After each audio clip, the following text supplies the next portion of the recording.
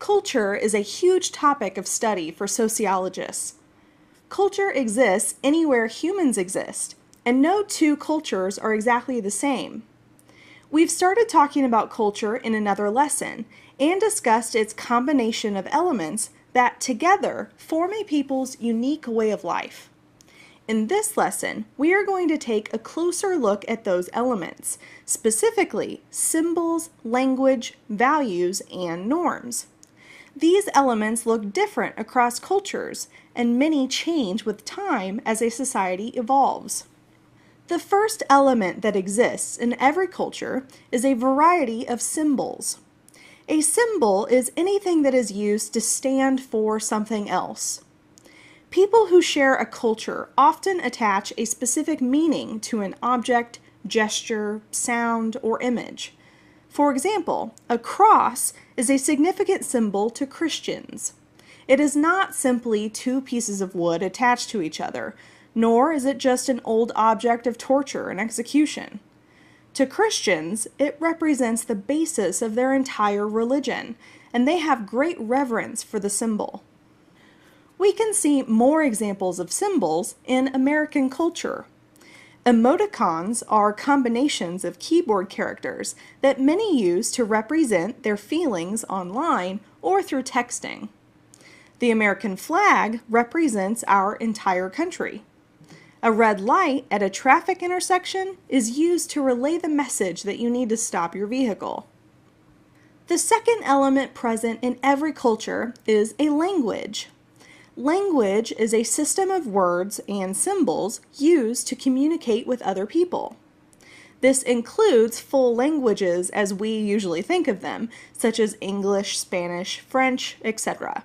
But it also includes body language, slang, and common phrases that are unique to certain groups of people. For example, even though English is spoken fluently in both America and Britain, we have slang and phrases that mean different things. American French fries are British chips. American cookies are British biscuits, and so on. Another example of how cultural languages differ beyond vocabulary is the fact that eye contact represents different meanings in different cultures. In America, eye contact suggests that you are paying attention and are interested in what a person has to say. In other cultures, eye contact may be considered rude and to be a challenge of authority. Another cultural element is a system of values, which are culturally defined standards for what is good or desirable. Members of the culture used the shared system of values to decide what is good and what is bad. For example, in America, we are individualistic. We encourage competition and emphasize personal achievement. A person who accepts a promotion in our culture is praised for their individual hard work and talent.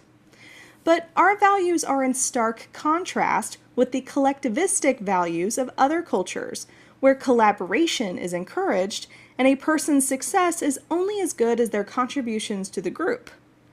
The same person that is offered a promotion who lives in a collectivistic culture would consult with his family before accepting to ensure that it would be the most beneficial to the group as a whole.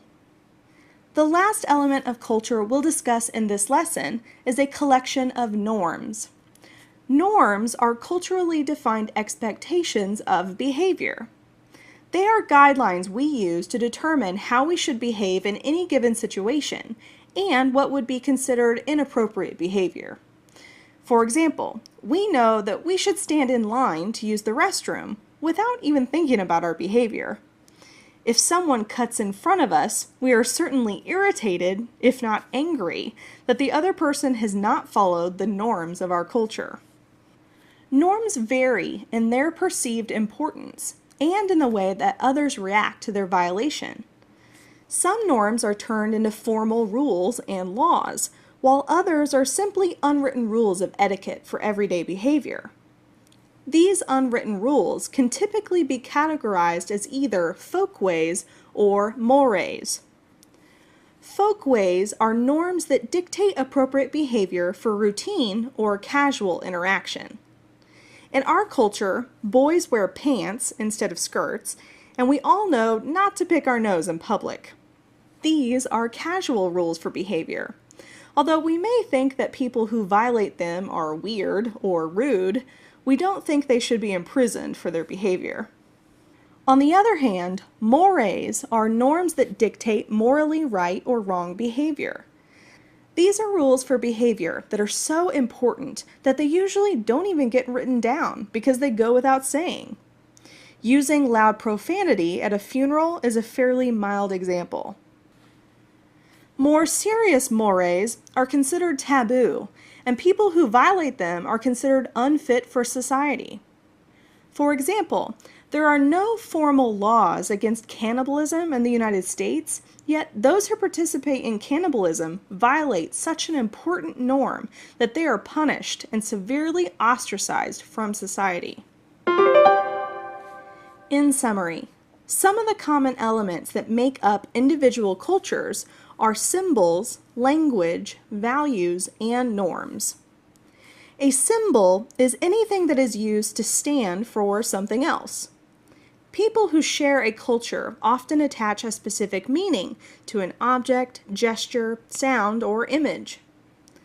Language is a system of words and symbols used to communicate with other people. This includes not only fully spoken or written languages, but also body language, slang, and common phrases that are unique to certain cultures. Values are culturally defined standards for what is good or desirable. Members of the culture use the shared system of values to decide what is good and what is bad. Similarly, norms are culturally defined expectations of behavior. They are guidelines we use to determine how we should behave in any given situation and what would be considered inappropriate behavior.